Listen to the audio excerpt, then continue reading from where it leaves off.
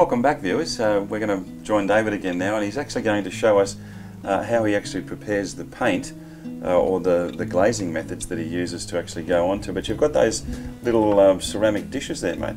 The idea of it is that once I get a colour that really works for me, yeah, I like to keep it. Now I have to get, do it in quantity, and it's also got to be very thin. Sure. So basically what I really do is I mix up a small amount, okay, usually about like something like that, and I'll put like a syringe.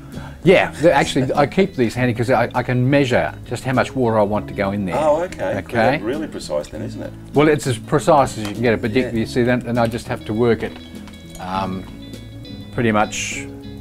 So you've really just made it. You've made an acrylic wash there, haven't you? That's all. Well, that's what I do. Yeah. Yeah, see that, to me, I wouldn't work with that thickness. Yeah. But to get to that stage, I just have to keep adding water. Okay.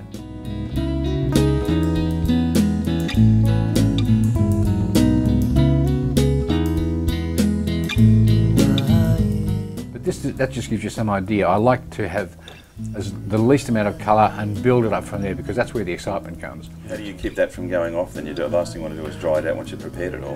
This is the magic of it. There's two methods I use. One is I'll cover it in the cling wrap, or alternatively,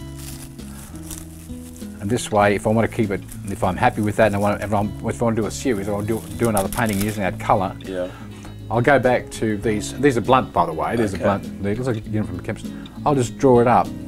Oh, so you just store it in the syringe? Store it in the syringe. Wow. And that's pretty cool, isn't it? And there you go. Take that off. Use a bit of that, what we call blue tack or yellow tack or whatever tack you want to use. Wipe the ends dry. No air gets in. And that's and it. Of course, it just stays there. Then I have it stored. It'll stay this way. Acrylics will stay that way for particularly when they're mixed with water. Yeah. For as long as I want. From here, we're going to airbrush. We're going to airbrush the highlights. Now, it's like the detail that you've got in this is quite extraordinary, but obviously to get the depth of field in your work, you take off sections of the paint. Well, I think the best way to treat light with watercolors, I mean, I say watercolors, I mean I'm using acrylics now, which I'm using them as watercolors. Sure. And I still like to use the base white of the paper. Now, airbrushes, you can use them for putting paint on, you can use them for taking paint off. And I actually use it more for taking paint off.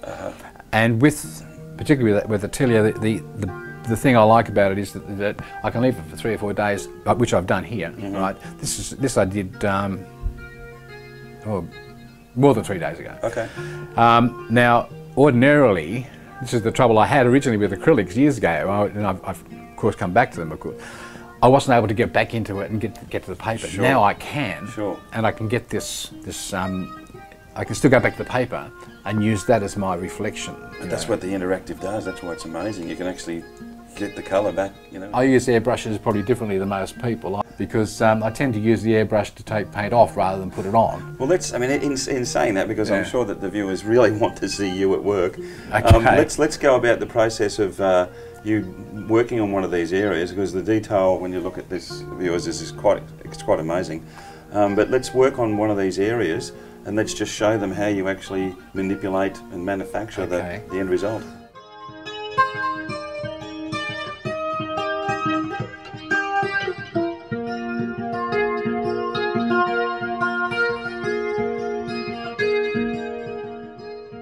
It's important to also have a tissue handy, sure, because it will spread.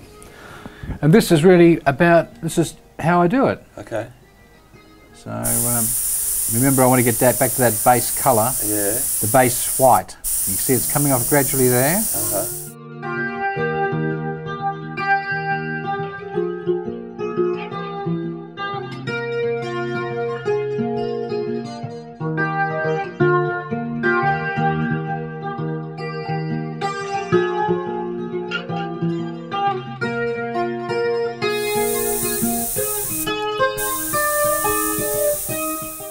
So I tend to leave my base colours on now for 2, sometimes 3 days, so that I use the unlocking fluid, it just gives me seems to give me a cleaner, crisper finish. I can understand now why it takes you 6 months to do a painting. Why be in a hurry, mate? He's a dedicated man. Why be in a hurry? You're going to do it properly, you know. It's great. So that's my airbrushing technique. That's amazing. All right, Dave, from what I hear, you're actually going to show us how to do a wash on that sort of reddish area you've got there. Yeah. How do you go about doing that? Because I can see it's a very, very subtle situation you've got. Well, it really is pretty straightforward, Graham. It's not unlike normal watercolour in many ways. I work wet on wet, but again, it's just a matter of building it up. This time I'm going to use a yellow acrylic wash, very gently.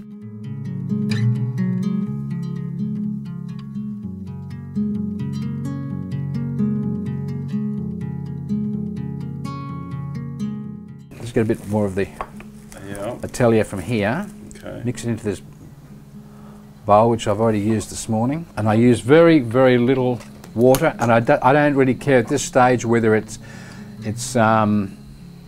even too light.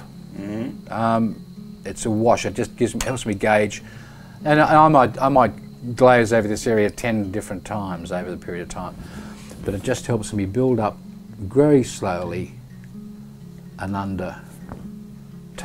It's really straightforward, isn't it? But and you don't find that you're stripping the colour up underneath? No, it's not. No, because again, it's only light. Yeah. And whilst I could, if I was using the unlocking formula, then fine, it probably will. But I'm only using, in this case, I'm only using water. Just the water, yeah.